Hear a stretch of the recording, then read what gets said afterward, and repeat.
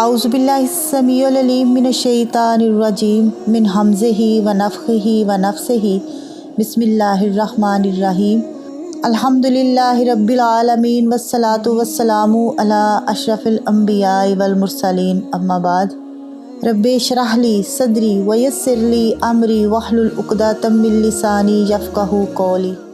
یا ایھا الذین، اے لوگو، آمنو، جو ایمان لائے ہو، نستعینو، مدد مانگو، بالصبری، ساتھ صبر کے، والصلاۃ، اور نماز کے، ان اللہ، بے شک اللہ، مع الصابرین، ساتھ صبر کرنے والوں کے ہیں۔ اے لوگو جو ایمان لائے ہو، صبر اور نماز کے ساتھ مدد طلب کرو، بے شک اللہ صبر کرنے والوں کے ساتھ ہے۔ ذکر اور شکر کے ساتھ صبر اور نماز کی تعلیم دی جا رہی ہے۔ احکام شریعت پر عمل کرنے میں جو مشکلات پیش آتی ہیں اور مصائب برداشت کرنا پڑتے ہیں، صبر اور نماز پر ہمیشگی ان مشکلات کا مقابلہ کرنے میں مددگار ہے۔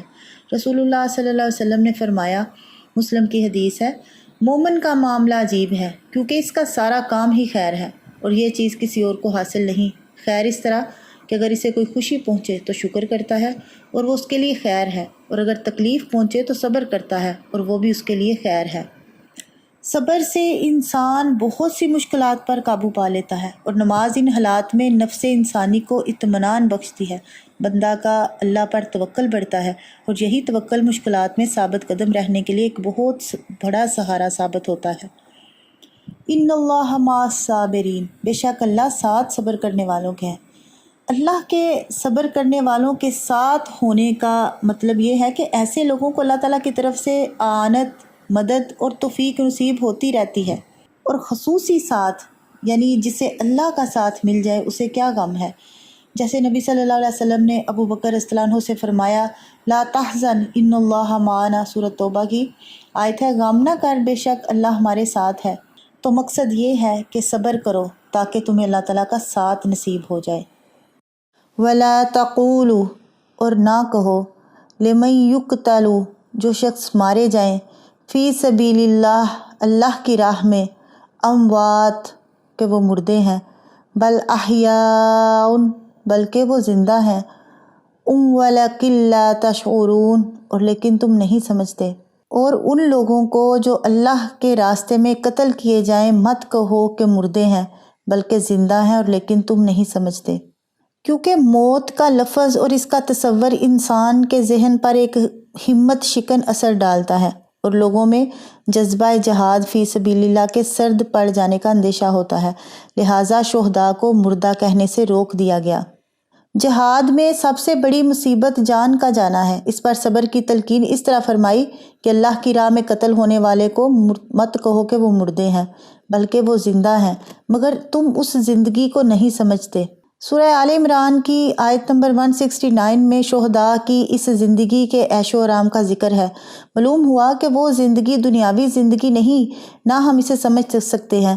قرآن و حدیث سے ثابت ہے کہ مرنے کے بعد برزخ یعنی قبر میں ہر شخص کو زندگی حاصل ہے، مگر مومن کی روح راحت میں ہے اور کافر کی روح کو عذاب ہو رہا ہے۔ احادیث کے مطابق قبر ہی میں ان کے لیے جنت یا دوزخ کی طرف دروازہ کھول دیا جاتا ہے۔ یہ زندگی انبیاء کو سب سے بڑھ کر کامل حالت میں حاصل ہے، مگر شہداء کی عزت افزائی کے لیے قرآن نے انہیں خاص طور پر احیاء کہا، تاکہ کوئی یہ نہ کہے کہ فلاں قتل ہو گیا، اس سے زندگی کا عیش و آرام چھن گیا۔ اور یہ بھی ایک ٹھوس حقیقت ہے کہ شہید کی موت قوم کی حیات کا سبب بنتی ہے، اور شہید دراصل حیات جادواں پا لیتا ہے، اور اس سے روح شجاعت بھی تازہ رہتی ہے۔ صحیح احادیث میں ہے کہ آپ صلی اللہ علیہ وسلم نے فرمایا کہ شہداء کی روحیں سبز پرندوں کے جسم میں ہوتی ہیں، اور ان کے لیے عرش کے ساتھ کچھ قندیلیں لٹکی ہوئی ہیں۔ یہ روحیں جنت میں جہاں چاہتی ہیں سیر کرتی پھرتی ہیں، پھر ان قندیلوں میں واپس آ جاتی ہیں۔ مسلم کی حدیث ہے۔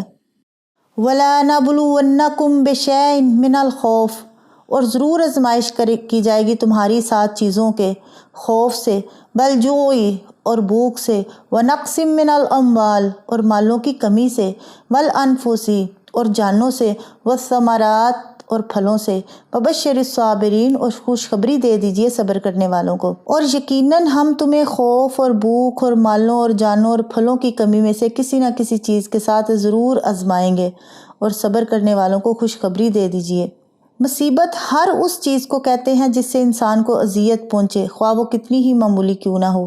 اور اس آیت میں اذیت کے تمام جو ہے نا وہ قسمیں بیان کر دی گئیں، خوف، بھوک، مالوں کی کمی، جانوں اور پھلوں سے، اور کہا گیا کہ اگر اس مصیبت پر صبر کرو گے تو تمہارے لیے خوشخبری ہے۔ یہ خطاب دراصل مسلمانوں سے ہے۔ خوف سے مراد وہ ہنگامی صورتحال ہے جو جنگ احزاب سے پہلے ہر وقت مدینہ کی آزاد چھوٹی سی ریاست کے گرد منڈلاتی رہتی تھی۔ ایک دفعہ خود رسول اللہ صلی اللہ علیہ وسلم نے فرمایا، کاش آج رات کو کوئی میرا پہرا دے تاکہ میں سو سکوں۔ یہ سن کر سیدنا سعد بن ابی وقاص مسلح ہو کر آ گئے اور کہا، یا رسول اللہ، میں پہرا دیتا ہوں، آپ صلی اللہ علیہ وسلم سو جائیں۔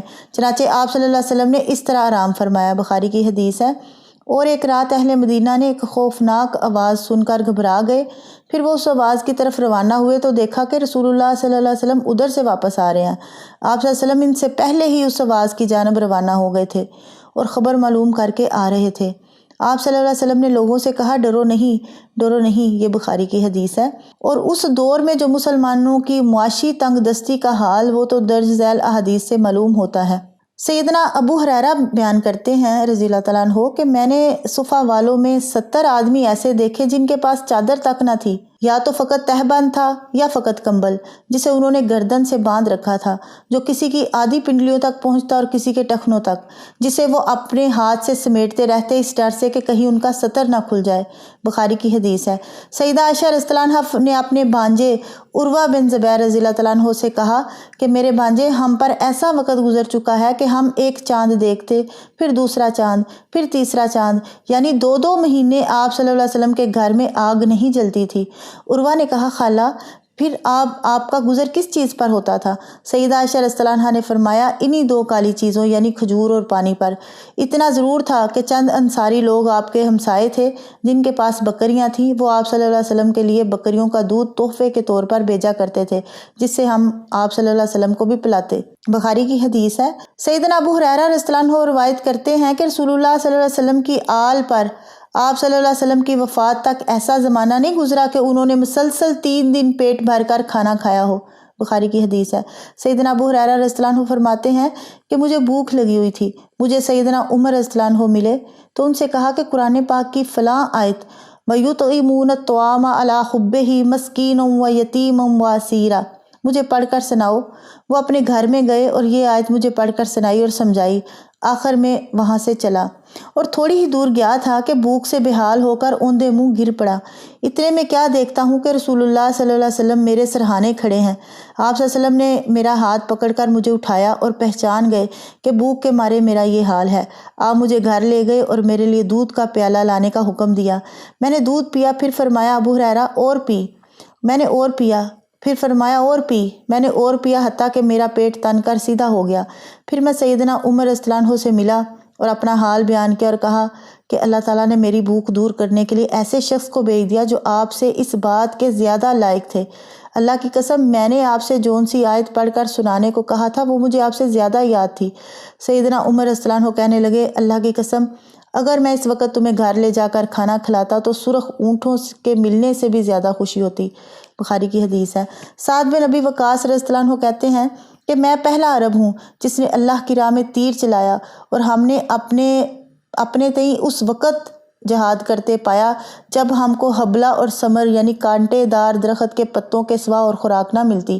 ہم لوگوں کو اس وقت بکری کی طرح سوکھی مینگنیاں آیا کرتی جن میں تری نام کی کوئی چیز نہ ہوتی، یہ بھی بخاری کی حدیث ہے۔ سیدنا ابو موسیٰ اشعری فرماتے ہیں رضی اللہ تعالیٰ عنہ کہ ہم 6 آدمی رسول اللہ صلی اللہ علیہ وسلم کے ساتھ ایک لڑائی کو نکلے۔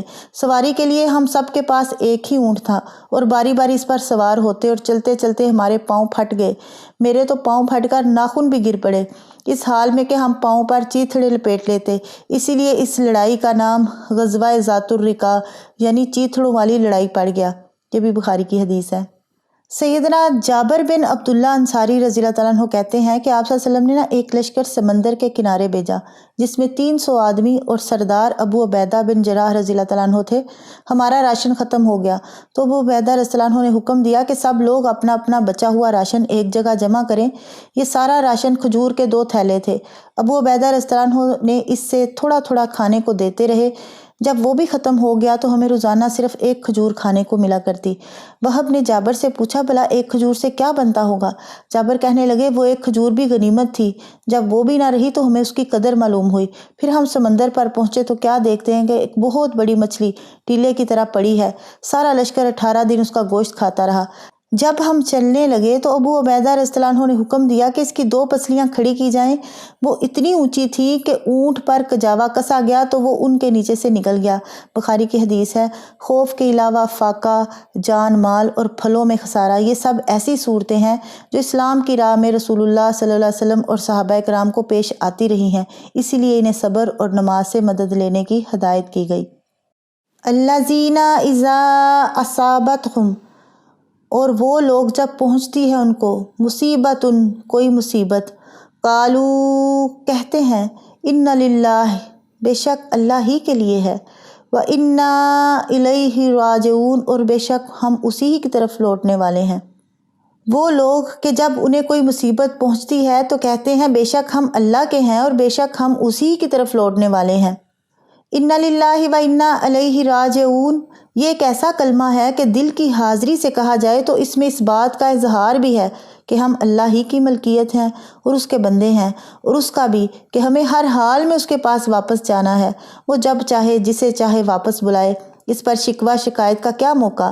اس سے انسان کو صبر کی توفیق ملتی ہے، یعنی جب بھی کوئی مصیبت پہنچتے ہی صبر کرنا اور انا للہ و انا الیہ راجعون کہنا چاہیے۔ بعد میں رو دو کر تو ہر شخص ہی صبر کر لیتا ہے۔ انس رضی اللہ عنہ بیان کرتے ہیں کہ رسول اللہ صلی اللہ علیہ وسلم نے فرمایا صبر صرف وہ ہے جو پہلی چوٹ کے وقت ہو۔ چنانچہ جب آپ صلی اللہ علیہ وسلم کا نواسا زینب رضی اللہ تعالیٰ عنہ کا بیٹا فوت ہو گیا تو آپ صلی اللہ علیہ وسلم نے اپنی بیٹی سے فرمایا یوں کہو کہ جو اس نے لے لیا وہ اسی اللہ ہی کا تھا اور جو دے رکھا ہے وہ بھی اس کا ہے، اس کے ہاں ہر چیز کا ایک وقت مقرر ہے، لہٰذا تمہیں چاہیے کہ صبر کرو اور اس سے ثواب کی امید رکھو۔ بخاری کی حدیث ہے۔ ام المومنین ام سلمہ رضی اللہ تعالیٰ عنہ فرماتی ہیں کہ میں نے رسول اللہ صلی اللہ علیہ وسلم کو یہ کہتے ہوئے سنا، کوئی مسلمان جسے کوئی مصیبت پہنچے اور وہ وہی کلمہ کہے جس کا اللہ تعالیٰ نے اسے حکم دیا ہے، یعنی یہ دعا پڑھے ان للہ و انا الیہ راجعون، اللہم آجرنی فی مصیبتی و اخلف لی خیر منہا، یقیناً ہم اللہ تعالیٰ ہی کی ملکیت ہیں اور ہم اسی ہی کی طرف لوٹ کر جانے والے ہیں۔ اے اللہ مجھے میری مصیبت میں اجر عطا فرما اور مجھے اس کی جگہ اس سے بہتر عطا فرما، تو اللہ تعالیٰ اسے اس سے بہتر عطا فرماتا ہے۔ ام سلمہ رضی اللہ تعالیٰ عنہ فرماتی ہیں کہ پھر جب میرے خاوند ابو سلمہ رضی اللہ تعالیٰ عنہ فوت ہوئے تو میں نے کہا مسلمانوں میں ابو سلمہ رضی اللہ تعالیٰ عنہ سے بہتر کون ہوگا، پہلا گھرانہ جس نے رسول اللہ صلی اللہ علیہ وسلم کی طرف ہجرت کی۔